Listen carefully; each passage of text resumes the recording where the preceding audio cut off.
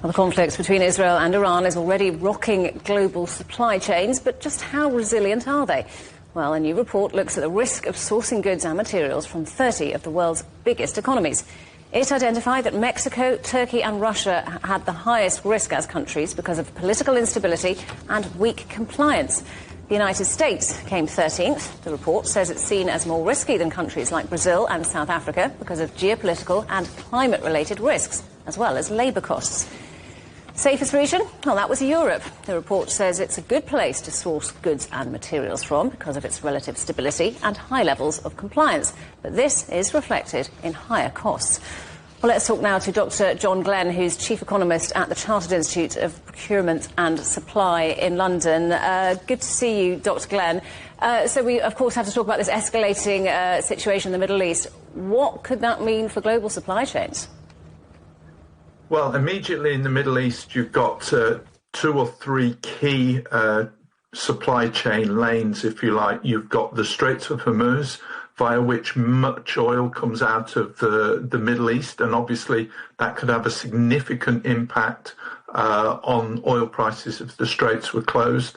You've obviously got the Suez Canal, and we've seen recently that attacks on shipping in the Suez Canal have forced shipping to go around the Cape in South Africa and have increased the amount of freight on the water and the length of time that it takes. And then perhaps the one thing that people are ignoring is Jebel Ali in the United Arab Emirates, which is the busiest port in the world if you take the Chinese ports and Singapore out. And obviously closing down Jebel Ali would have a massive effect on global trade. And there's also the potential blocking of the Straits of Hormuz, isn't there? What difference could that make?